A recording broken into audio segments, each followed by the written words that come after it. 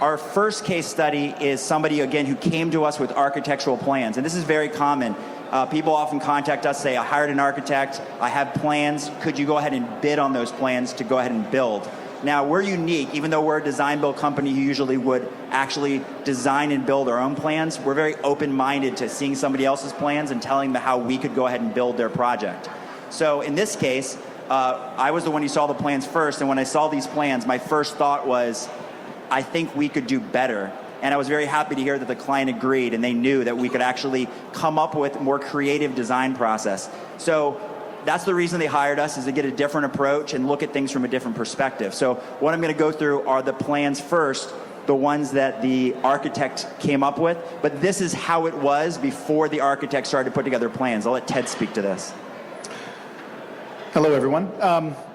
Yes, when they had plans that they brought to us, they had decided they thought the best route was to go to an architect and then go find a builder. And in this, what we're going to go through is show you what they currently have, or what they had before we started, the plans the architect came up with, and then in our design build process, we show multiple design iterations for, creative solutions to resolve their personal needs. So we're going to go through, I think it's 5 different plans that we presented to the clients. And so their existing home, before we started, this is the second level. They were looking for more space for their family. They have 2 daughters. The daughters each had, one had this room, one had this room, and they both shared that bathroom. And as anybody with daughters knows, that 2 girls in one bathroom is a bit of a disaster. So they wanted to expand that bathroom. This is the master bedroom, and they, a very small master bathroom. So they wanted to expand that as well. They also were hoping to even out, make it a little more equitable, so that each daughter had about the same size room. So those were the goals. Now, these are the plans the architect made, not the ones we made. So speak to that. Yeah. So the architect's concept was to simply take a box off the back of the house and take the existing bathroom, you can see the walls ended right here, and just expand it. Added enough for a second sink, so the hall bath was very functional. The master bath, on the other hand, again, they just took the back wall and bumped it out. So now they've got a vanity right as you come in the door. So whoever's working at this vanity gets hit by the bathroom door anytime they come in. There's a closet in the bathroom, or in this section. There's an enormous shower. I mean, that thing it's 7 feet square. I mean, it's just a big, giant shower. And then a separate toilet chamber. They did enlarge slightly the walk-in closet, only by about 1.5 feet. And that was the concept. So the first concept that we came up with, we're about to show you, the request from the client was, show us something very similar to what the architect came up with, but a better utilization of the space. Yeah, and in a similar budget. So here you'll see we have a similar square footage addition, slightly wider, just this little jog in the wall. We were able to widen it by about 14 inches. The hall bathroom is, again, very functional, very similar to what the architect had pulled together. But the master bathroom is what's changed dramatically. So when you come in, you're not immediately bumping into the vanity. We move that around the corner here, so it's a little more private and certainly very easy access. A more traditional size shower, still very, very large. And then we were able to incorporate a larger walk-in closet into one of the daughters' bedrooms. Concept 2, and in all these cases too, by the way, it was since it's a second floor addition, they were looking to only add on to the second floor, so it's up on these piers, as you can see here. This drawing, most of it is in the aesthetics of this extra bump out, just to give it a little more character. That gave a little more space here in the addition, and so what we have done now is we have still a very, very large shower. It's utilizing part of that extra bump out. Much larger vanity. I mean, that's about almost 50% larger than the previous one. And we've also now incorporated in here, these are linen storage cabinets with a bench seat in the middle.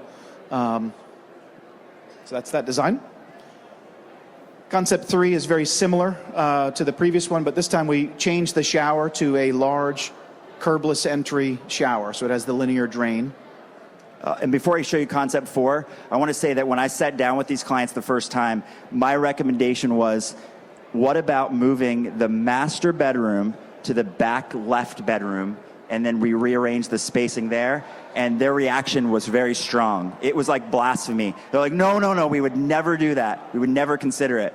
So we promised to show them 3 concepts, and we showed them this 4th just on a whim, just to see if they'd be open to it. So as Dan said, concept 4, we switched the master bedroom from here and put it in the back of the house. What that was able to do for us is both the daughters' bedrooms are now very similar in size, but the master bathroom becomes a little more traditional in design.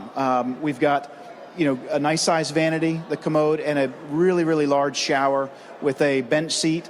And having the design where the doors come in this way and then the door to the closet that way, no matter where they position a bed in this room, somebody could still be sleeping, and the other partner could go into the bathroom, not disturb somebody sleeping with the light. So having the doors perpendicular to where they would be sleeping is a very nice treat. So that was that plan. And then we actually came up with a 5th concept. This concept was a little more radical in that we changed the shape of the design completely. We shallowed it out a little bit here, but massively extended it in the back. So the entire master bedroom is now in this section of the addition. We've incorporated a nice master bathroom here, a nice closet. The hall bath has been relocated, 3 or 4 feet down to the left. But what this plan does is it created a whole nother room. So instead of having it a 3-bedroom house, even though in this one we call it a study, this offered that 4th room. And which concept do you guys think they chose? You want to guess? She says 4. What do you guys think? What do you think? The 5th one. They did choose the 5th one. This is actually the before picture on the top of the rear of the home before we added anything. That was the conceptual plan of the portion of the back that we were adding onto. And that's actually a photo that was taken 2 days ago of the rear of the home. And we're actually, as you see here, we're actually having an open house so you can see the whole interior of what we did on March 4th. So the week after the next home show, we're going to show off this house. You'll be able to tour it and see everything on the inside. Yeah. And what we did, if you go back one more to that plan, this is the concept that they selected, and what we actually build is even another iteration from this. So once they pick a direction they like, so in this case you were correct, it was concept 5, we went in and further developed it. And what ended up happening is, to make this a legal bedroom, we took this closet and closed that door off here and put the door into that room, added that window, well, that window was there, but it's an egress window, took this closet door in here and closed it off and opened it to this side of the room. So the end result was both bedrooms were virtually identical in size, and the closet storage, this room had this closet and this closet here, was more than she started with, and it was very equal and balanced.